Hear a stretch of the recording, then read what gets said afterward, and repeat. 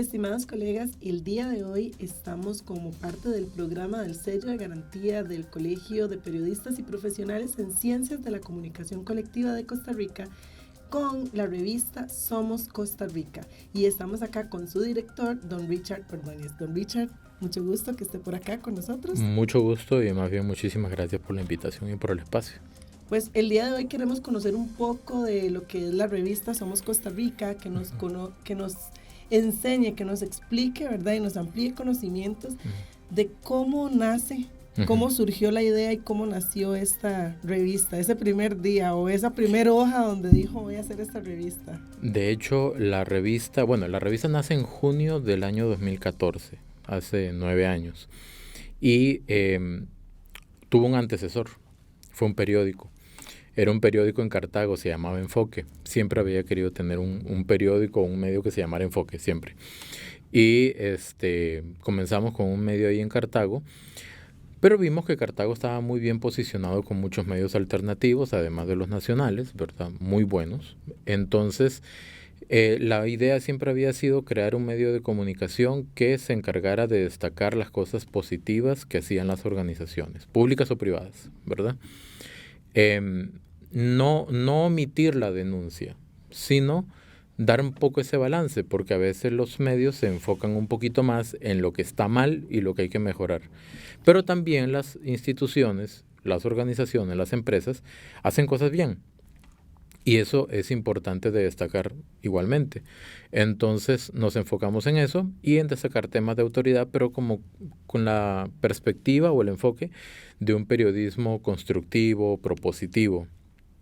Ahí nació la revista Somos y el primer número justamente se lo dedicamos a un aniversario del Instituto Nacional de Seguros, que obviamente pues es una institución sólida no solamente en Costa Rica, sino a nivel regional, por la coyuntura propia costarricense, y salió pues muy interesante pues desarrollar justamente esa temática, y ahí fue donde comenzamos y en este momento ya estamos por 41 ediciones.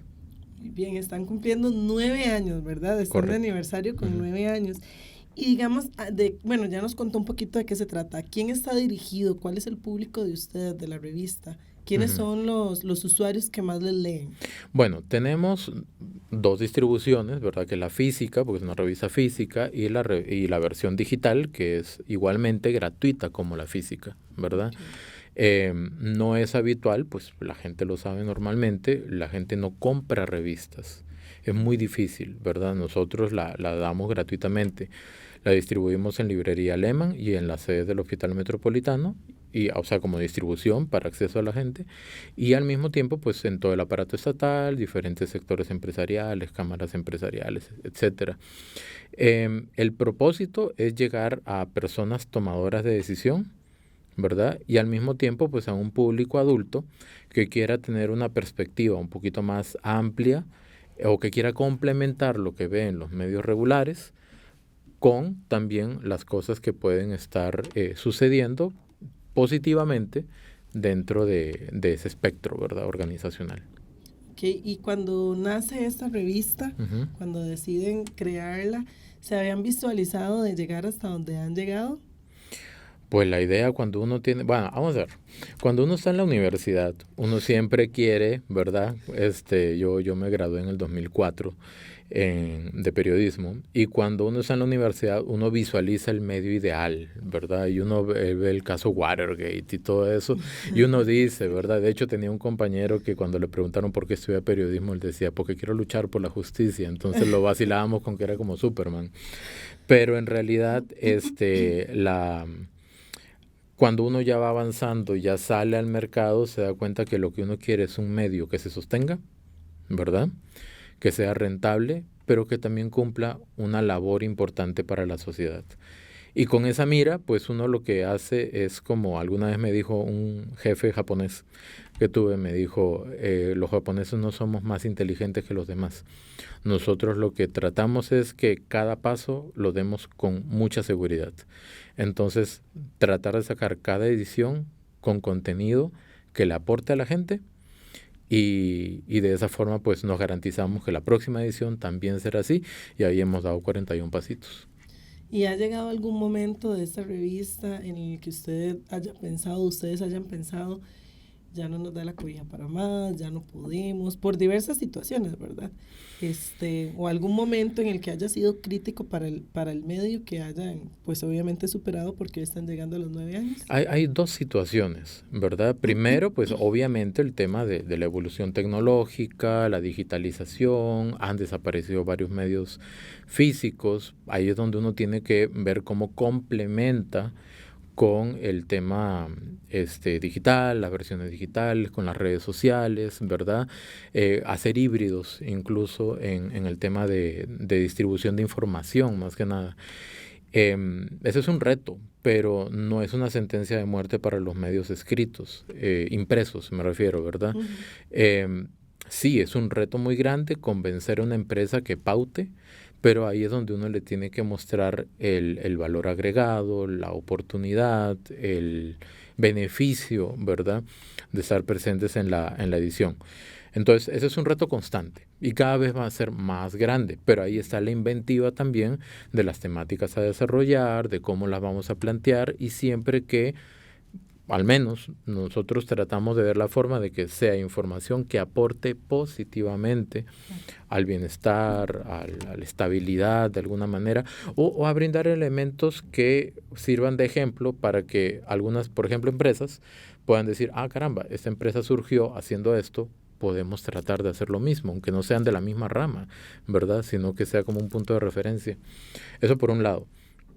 Y por otro lado, obviamente la pandemia fue una patada al tobillo para muchos medios. Redujimos un poco la frecuencia de las ediciones para siempre salir bien, ¿verdad? Y salimos. O sea, al final de cuentas, pues salimos. Sin embargo, es un tema que hay que echarle mucha mente, mucha estrategia, mucho marketing, ¿verdad? Y hacer esa fusión de todas estas ramas, ¿verdad? Que se reúnen en una oficina de comunicación, mercadeo, community manager, publicidad, periodismo, relaciones públicas y todo eso, en algo estratégico que sea funcional. Totalmente. ¿Y cuál ha sido el mayor logro de la revista hasta el día de hoy? Vamos a enfocarnos en algo cualitativo. Creo que el mayor logro ha sido demostrar que se puede hacer un periodismo positivo. No voy a decir que somos los únicos, hay programas de televisión que sacan historias humanas, ¿verdad? Hay un medio de comunicación también con el que compartimos en algún momento una mención importante en los premios de la comunicación, ¿verdad? Que es Hoy Positivo. Hoy en Positivo, ¿verdad? Tuve la oportunidad de conocer a su director en ese momento, que también trata de destacar el aspecto positivo de las cosas. Entonces, creo que es reafirmar, más bien, que se puede hacer periodismo positivo y al mismo tiempo, pues, mostrar que las noticias no tienen que ser únicamente negativas o únicamente malas, ¿verdad? Y no es una afirmación temeraria o de alguna manera peyorativa, pero sí es cierto de que hay muchos medios de comunicación que se enfocan en, porque de repente vende más, ¿verdad? Pero sí, como la parte negativa siempre de las cosas, cuando también hay oportunidades de mejora que se pueden destacar. Perfecto. Y digamos, ¿hacia dónde va más bien Revista Somos Costa Rica? ¿Qué viene para Revista Somos Costa Rica en los próximos 2, 3 años? Bueno, me gustaría que fuera mucho más de 2 o 3 años, no, mentira. Sí, yo lo entiendo, sí, pero la visión a futuro. Acá hay el esquema empresarial del país ha cambiado mucho y se aceleró con la pandemia. Hay muchos emprendimientos. Existen muchos emprendimientos, una gran cantidad de emprendimientos, tales así que, por ejemplo, las cifras macroeconómicas que pueden existir hasta cierto punto, ¿cuánto dicen de la realidad? Es una opinión muy personal. ¿Cuánto dicen de la realidad? Porque, por ejemplo, hay una tasa de desempleo medida únicamente por las personas que no están en el sistema formal. Pero muchas de esas personas que figuran como desempleadas tienen sus emprendimientos, ¿verdad? Y de alguna manera pues están ahí trabajando en eso. Son personas que salieron de lo formal y ahora están en la parte no informal, sino que propiamente estableciendo un emprendimiento que ya no los hace figurar como asalariados. ¿Ok? Entonces yo creo que impulsar, bueno, seguir bajo la misma línea, destacar los aportes positivos de las organizaciones, pero también fomentar los emprendimientos, creo que va a ser una tarea importante para nosotros, y igualmente aportar en todas las áreas que haya mayor explotación a nivel de provecho de la sociedad, pues también destacar eso. Y obviamente temas de interés, como por ejemplo ahora el tema de de cómo está permeando, impactando las inteligencias artificiales en muchos campos del quehacer laboral y profesional, ¿verdad? Yo soy profesor universitario también, entonces toca ver cómo puede abordarse correctamente, responsablemente esa temática en bien pues de los lectores y de la gente en general. Y es que precisamente visualizarse antes a 5 y a 10 años, ¿verdad? Que eran los largos plazos, pero precisamente por la forma en la que la tecnología nos aborda ahora, tenemos que estarnos reinventando cada 2, 3 años, ¿verdad? Entonces, ahora que toca el tema de las inteligencias artificiales, ¿lo considera un sustituto de los periodistas o un asistente de los periodistas? Vea. Como le dije, yo soy docente universitario, tengo una licenciatura en docencia, me encanta la docencia y yo he visto un paralelo muy interesante entre el periodismo y la docencia. Ambos comparten información, ambos tratan de formar desde su área. ¿Ok? Yo creo que si utilizamos bien las inteligencias artificiales puede ser un acelerador en los procesos productivos o en el aprendizaje. ¿Ok? Sin embargo, yo a veces comento en clases, ¿verdad? Justamente, una inteligencia artificial a mí no me va a escribir El Principito nunca. Porque la inteligencia artificial no crea, genera, construye, ¿ok? Agarra elementos existentes o inexistentes, ¿ok? Como el caso del abogado que presentó un recurso en Estados Unidos utilizando ChatGPT y la jurisprudencia era falsa, ficticia, ¿verdad? Entonces, una cosa es crear, otra cosa es generar. Yo creo que el arte de la redacción no podemos perderlo de la esencia periodística. El arte de la investigación, de la estructuración y de la estrategia para abordar un tema. Eso no va a existir, a dejar de existir nunca. Sin embargo, tenemos que ver también cómo podemos eventualmente acelerar algunos procesos. ¿Ok? Yo particularmente no creo que uno como periodista se deba sentar a generar notas por medio de una inteligencia artificial generadora de texto. Personalmente. ¿Ok?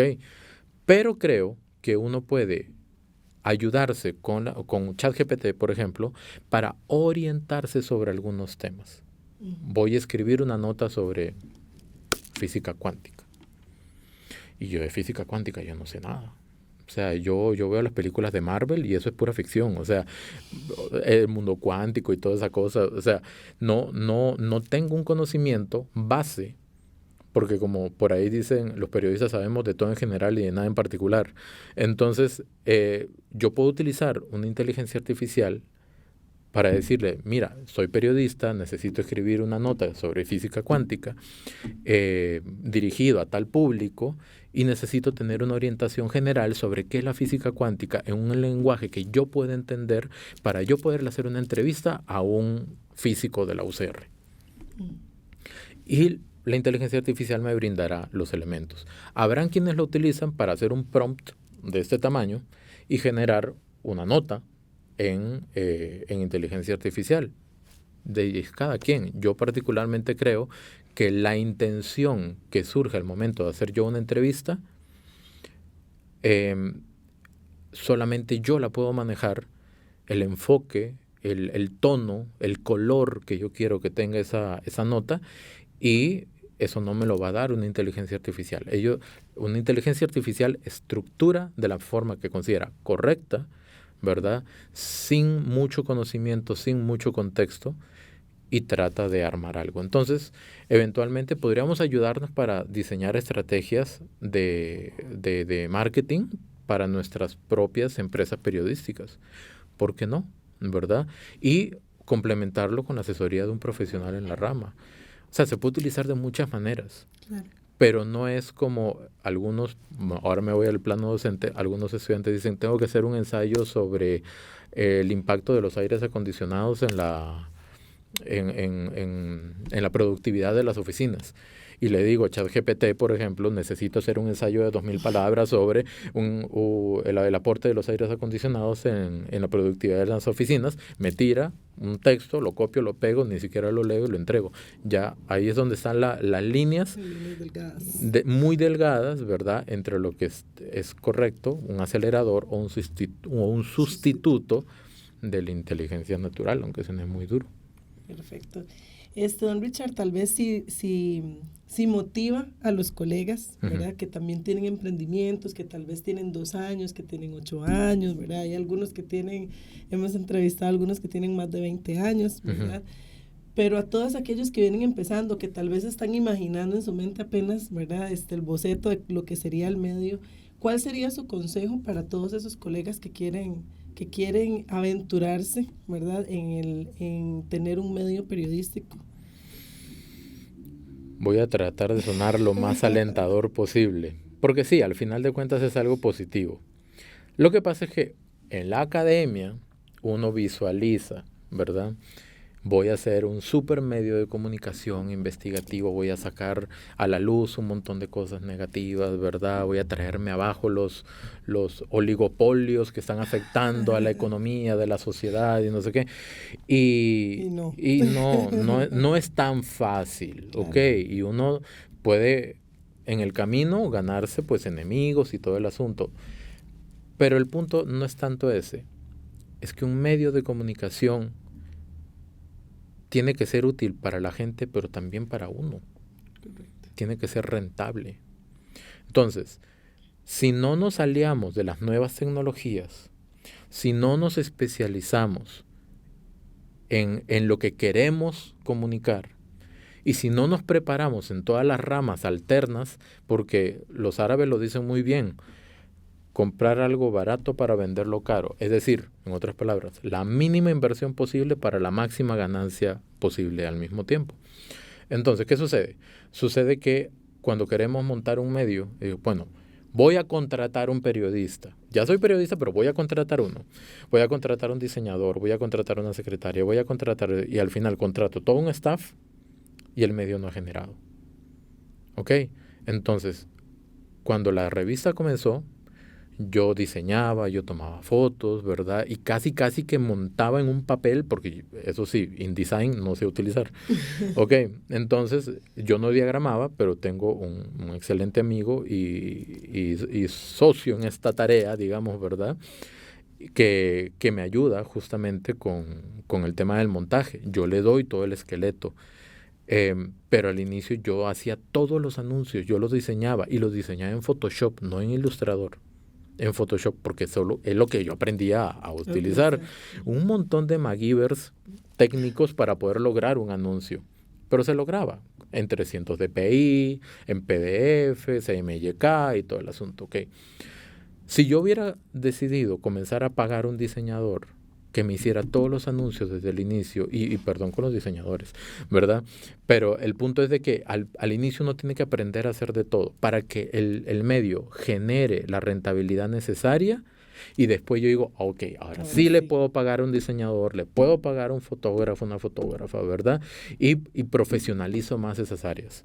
Claro. Ok, entonces hay que comenzar gastando lo menos posible, visualizando un crecimiento que haga posible pagar las áreas especializadas, especializar un enfoque.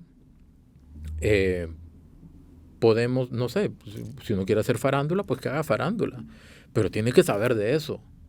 Ok, ahí en Shark Tank México siempre dicen, no se puede meter a emprender uno en lo que uno no es experto. Ok, si voy a poner a hacer un medio de economía y no sé de economía, ok, porque no es la rama de uno, ¿verdad? Ya hay periodistas que son muy buenos con los números y ahí aprenden, ok, pero más bien puedo salir mal, puedo cometer un montón de errores a la hora de poner la información. Y al final de cuentas cada día es un reto también. Cada día donde uno reafirma la misión, ¿verdad? Reafirma el propósito y la estrategia comercial para que el medio sea rentable, ¿verdad? Y ahí tiene que ver mucho otro montón de cosas.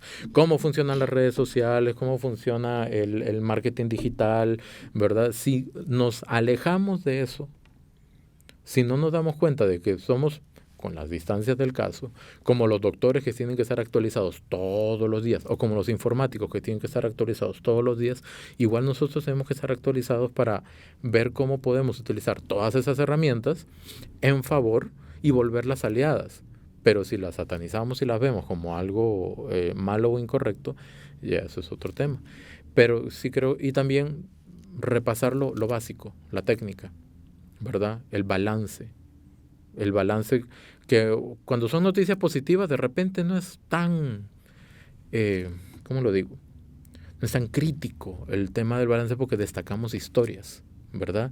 Pero si queremos enfocarnos en algo como denuncia o cosas por el estilo, el balance es algo muy delicado y ahora la gente tiene tanto acceso a la información que hace 20 años, cuando yo estaba estudiando periodismo o graduándome, la información que teníamos era lo de la prensa. Y hoy podemos corroborar o tratar de corroborar todo, absolutamente todo lo que se publica. Y si nuestra noticia salió primero, pero incompleta o desbalanceada, va a ser objeto de críticas en lugar de ser una noticia que aporte al conocimiento. O peor aún, de desinformación. Que eso está pasando, ¿verdad? Está pasando mucho. Entonces, de hecho, un curso que yo doy de opinión pública, hablamos mucho de eso. Agarramos noticias y las desarmamos y las desmembramos y nos damos cuenta de que se pudo haber hecho algo mucho mejor y enfocado de una manera no necesariamente 100% negativa. Entonces, creo que el reto está por todos lados, la parte técnica, la parte ética, la parte comercial, la parte de conocimiento actualizado, ¿verdad? Y la actitud. Bueno, al final la actitud es como el aceite que ayuda a que fluya todo lo demás. Bueno, muchísimas gracias, don Richard, y muchas felicidades de parte del programa del sello. Muchas gracias. Esperamos que cumplan todos los años más y que puedan seguir transmitiendo noticias positivas a través de la revista Somos Costa Rica. Somos R. Somos R. Sí. Muchísimas gracias a todos los colegas y bueno, pues sigan emprendiendo y agárrense de todos los consejos que nos acaba de dar don Richard. Muchísimas gracias.